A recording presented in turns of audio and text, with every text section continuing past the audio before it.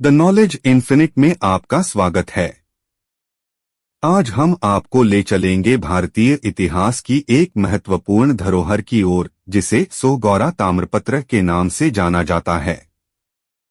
यह ताम्रपत्र भारतीय उपमहाद्वीप में मिले सबसे प्राचीन अभिलेखों में से एक है, जो मौर्य साम्राज्य के शासनकाल और उसकी प्रशासनिक नीतियों का साक्षी है। यह न केवल हमें उस समय की आर्थिक और सामाजिक संरचना की जानकारी देता है, बल्कि आपदाओं और अकाल से निपटने के लिए किए गए प्राचीन उपायों का भी उल्लेख करता है।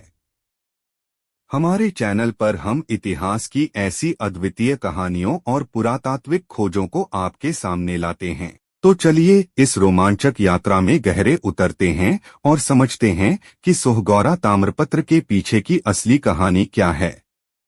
सोहगौरा ताम्रपत्र लेख भारतीय इतिहास के प्रारंभिक अभिलेखों में से एक है, जो वर्तमान उत्तर प्रदेश के गोरखपुर जिले के सोहगौरा गांव से प्राप्त हुआ था।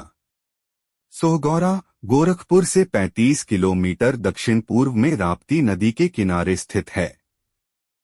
यह ताम्रपत्र घर की नींव खोदने के दौरान ग्राम के किसी व्यक्ति को मिला था, जिसे बाद में कलकत्ता के एशियाटिक सोसाइटी को दिया गया।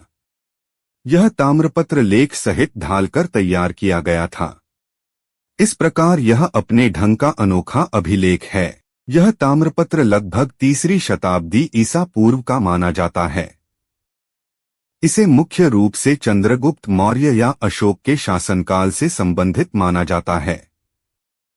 सोगौरा का पुरास्थल भारतीय लेखन कला की प्राचीनता को प्रमाणित करने वाला पहला अभिलेख है। सर्वप्रथम दुर्भिक्ष अथवा अकाल की जानकारी हमें सोहगौरा ताम्रपत्र से मिलती है। यह अभिलेख संभवतः एक प्रशासनिक आदेश है, जिसमें सूखे या अकाल के समय अनाज भंडारण और वितरण के बारे में निर्देश दिए गए हैं। इस प्रकार के अभिलेख प्राचीन भारत के आर्थिक और प्रशासनिक व्यवस्था के अध्ययन में महत्वपूर्ण भूमिका निभाते हैं, क्योंकि यह दर्शाते हैं कि प्राचीन समय में भी शासन द्वारा आपदा प्रबंधन और राहत कार्यों की योजना बनाई जाती थी। इस ताम्रपत्र में ऊपर एक पंक्ति में 7 आकृतियां इस प्रकार हैं। वेदिका में वृक्ष, दुतल्ला वास्तु, नालयुक्त बंद कमल। चैत्य गवाक्ष सूर्य चंद्र, वेदिका में वृक्ष और दुतल्ला वास्तु। वेदिका में वृक्षों के चित्रण का प्रयोग मुख्य रूप से बोधि वृक्ष को दर्शाने के लिए किया जाता है। उदाहरण के लिए सांची के स्तूप में वेदिका में वृक्ष का प्रतीक बुद्ध के ज्ञान प्राप्ति का प्रतीक है। इसे अशोक वृक्ष के रूप में भी देखा जाता है, जो अशोक स्तंभ और अन्य स्तूपों में प्राप्त होता है। चैत्य गवाक्ष को कुछ विद्वान चंद्रयुक्त पर्वत मानते हैं। यह डिजाइन हमें बौद्ध विहारों और मंदिरों में दिखाई देती है।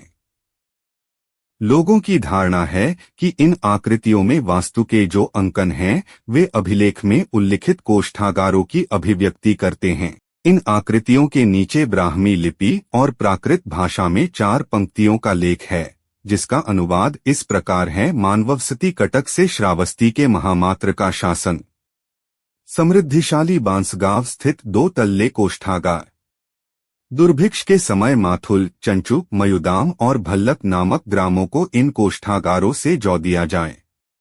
यहाँ नो की जगह जौ पढ़ना उचित प्रतीत होता है। इस अभिलेख की भाषा बहुत अस्पष्ट है, जिसके कारण इसका वास्तविक भाव ग्रहण करना सहज नहीं है। जिन विद्वानों ने इस अभिलेख का अध्ययन प्रस्तुत किया है, उन्होंने इसका तात्पर्य अपने अपने ढंग से प्रस्तुत किया है। इनमें से कोई भी कथन वस्तुसंगत प्रतीत नहीं होता। सहज भाव से इतना ही कहा जा सकता है कि यह ताम्रपत्र किसी कोष्ठागार से संबंध रखता है, जिसमें अकाल के समय वितरण के लिए अन्न रखा जाता रहा होगा। लेख का महत्व इसी बात की अभिव्यक्ति में है। लेख के ऊपर कोष्ठागारों, कमल की कली, वेदिका से परिवेष्टित वृक्ष तथा पर्वत पर चंद्र के चिन्हों का अंकन हुआ है। ये सभी चिन्ह मौर्य युगीन आहत मुद्राओं पर प्राप्त होते हैं।